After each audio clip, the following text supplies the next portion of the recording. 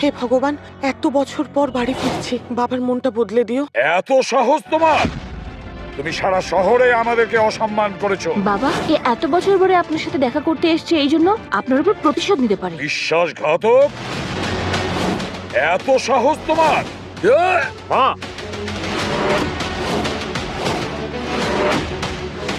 তোমার সাহস কি করে হলো আমার মায়ের গায়ে হাত তোলার? তুমি তার যোগ্যও নও মিস্টার রণবীর। কবি দাঁড়াও।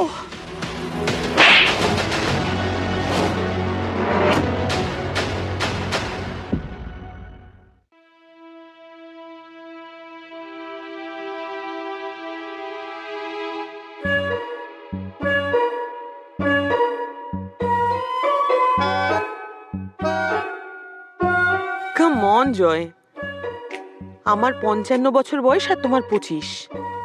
তোমাকে নিজের স্ট্যামিনা বিল্ড আপ করতে হবে। কি এটা? ম্যাম, আপনি তো মেশিন। রোজ এতক্ষণ ধরে আপনি যোগা করেন, আমার দ্বারা তো হবে না। আরে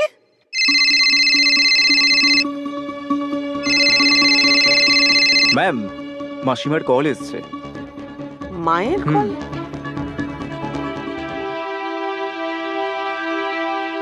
হ্যাঁ, প্রণাম নিও মা। কেমন আছো তুমি? মা, আমি ঠিক আছি। তুই কেমন আছিস? সময় মতো খাচ্ছিস তো? আমিও ভালো আছি, তুমি চিন্তা করো না। তুমি ভালো আছো তো? নয় না, আমি তোকে এই জন্য ফোন করেছি যে তোর বাবার 80তম জন্মদিন আসছে। আমি চাই যে তুই ওই দিনকে বাড়ি আয়। বাড়ি চলে আয় মা। কিন্তু মা, আমি যদি ওখানে যাই তাহলে সবার খারাপ লাগবে। আর তাছাড়া বাবা, ওই সব স্মৃতি, তুমি তো জানোই সবকিছু। না মা, আমি আসতে পারবো না।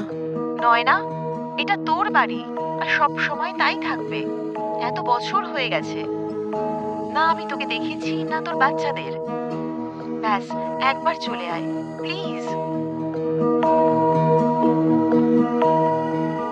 ঠিক আছে মা, আমি আসবো, প্রমিস।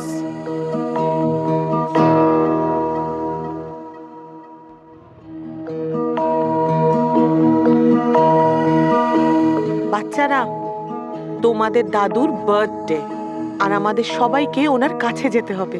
রেডি হয়ে যাও।